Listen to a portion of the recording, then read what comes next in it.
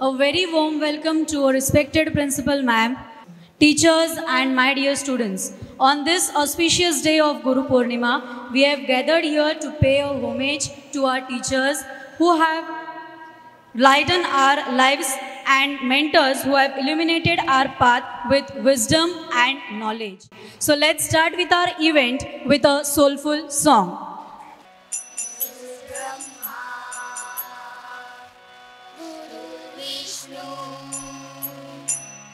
गुरुदेवो महेश्वरा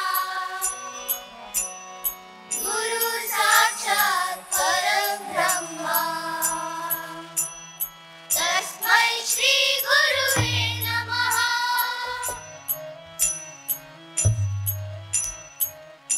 गुरु माझा गणगोता गुरु हीच माऊली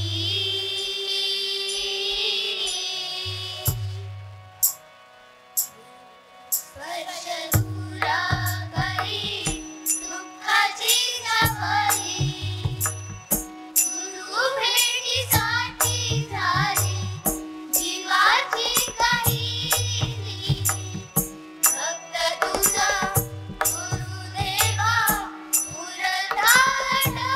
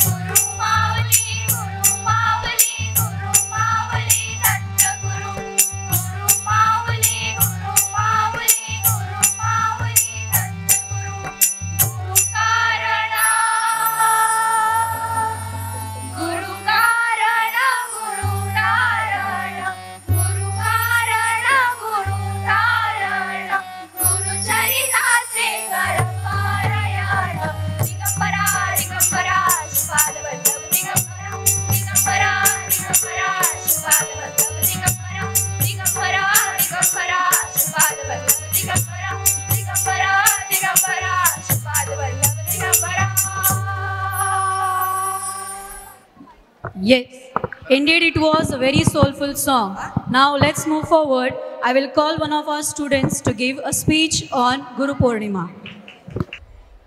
Good morning, everyone, and a very happy Guru Purnima to you all. Today, we are gathered here to celebrate the occasion of Guru Purnima, a day dedicated to honoring our teachers and gurus. This auspicious day falls in the full moon day Purnima in the Hindu month of Ashad, which typically falls in July. As we celebrate Guru Purnima, it's important to remember the significance of this day. Guru Purnima is not just about offering respect to our gurus. It's about a reminder of importance of learning and seeking knowledge. In ancient times, Guru Purnima was celebrated by students who offer their gurus with offering of gratitude and seek their blessing. As we celebrate Guru Purnima, let's take a moment and remember our gurus and their invaluable lessons they have taught. A life without a true guru or a teacher is like walking blindfolded on a bumpy road. I would like to end up my speech with a small quote. A guru is like a candle who consumes itself to light the way of others. Thank you. I would like to add one quote. धरती कहती अंबर कहते बस यही तराना गुरु आप ही वो पावन नूर है जिसने रोशन हुआ ज़माना. Moving forward to another speech, I would like to call one of our students. माननीय व्यासपीठ, व्यासपीठावरील मान्यवर व आपल्या शाळेच्या मुख्याध्यापिका आणि माझ्या बालमित्रांनो, मी Harshita Rasam, standard 10 division silver, आज आपल्यासमोर गुरुपौर्णिमेविषयी माझे मनोगत व्यक्त करणार आहे. असे म्हणतात की गुरूंच्या ऋणांची कृतज्ञ राहावे, मोल आयुष्याचे जाणून घ्यावे, गुरूंच्या चरणी स्वर्ग पाहावे, चरणी त्यांचा नतमस्तक व्हावे. आजच्या या गुरुपौर्णिमेच्या विशेष दिवशी माझ्या सर्व गुरुजनांना माझा प्रणाम. गुरूंच्या महत्त्व ऋषीमुनी व साधू संत आता नेहमी सांगत आले आहेत. भारतीय संस्कृतात गुरूंचे स्थान अतिउच्च आहे. जरी बालकाच्या आईवडिलांना त्याचे पहिले गुरु म्हटले जाते, तरी विद्यार्थ्यांच्या सर्वांगीण विकासासाठी एक गुरुच कारणीभूत ठरतो.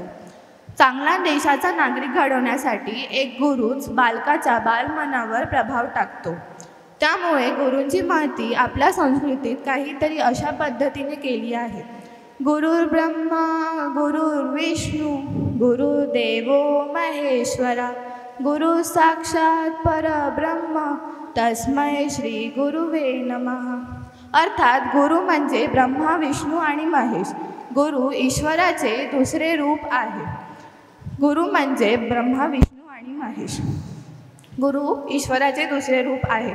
असे म्हणतात की गुरु हा प्रत्येक विद्यार्थ्यावरती त्याचा प्रभाव जास्त असतो. त्यामुळे आपण गुरूंचा नेहमी आदर केला पाहिजे, त्यांच्या आज्ञेचे पालन केले पाहिजे. आणि त्यामुळे असे म्हणतात की कुंभारासारखा गुरु नाही रे जगात, वरून घालितो धपाटा आतून हाताचा आधार. जसे कुंभार मातीच्या गोळ्यापासून एक मटका घडवतो, त्याचप्रमाणे गुरु मानव सजीव रूपी व्यक्तिमत्व घडवतो. आणि आपण त्यामुळे आपल्या गुरुचा मान सन्मान ठेवला पाहिजे. आई जेव्हा बाळ गर्भात असते तेव्हापासूनच त्याच्यावरती उत्तम संस्कार करते. आईला सुद्धा आपले पहिले गुरु म्हटले आहे. निसर्गातील प्रत्येक कण हा आपला गुरु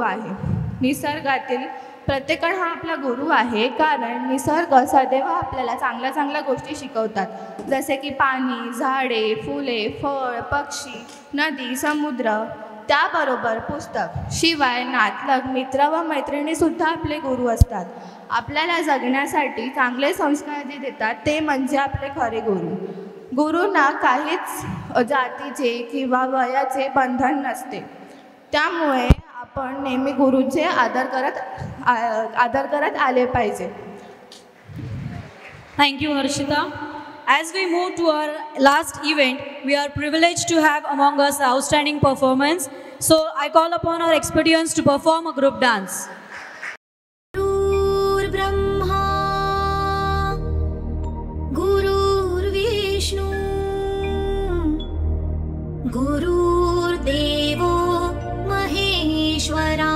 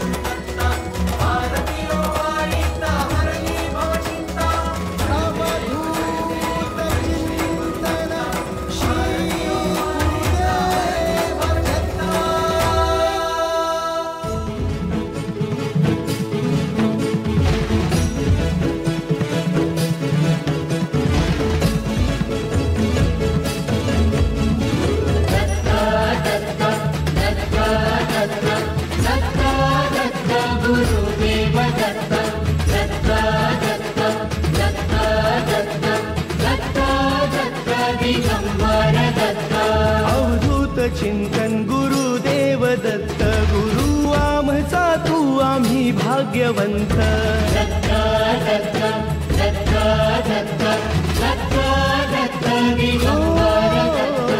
अवधूत चिंतन गुरुदेव दत्त, गुरु आमचा तू आम्ही भाग्यवंत. नसे जन्म मृत्यू नुरे काही खंत, न प्रारंभ मध्य नसे काही अंत.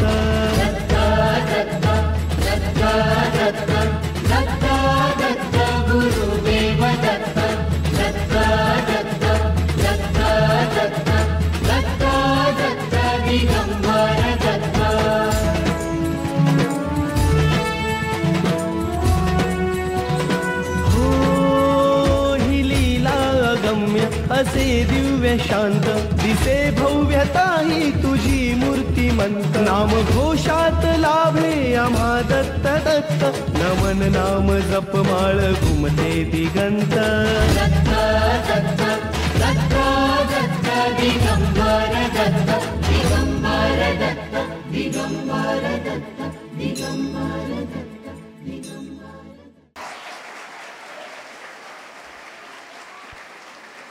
Yes, indeed, it was a very graceful performance.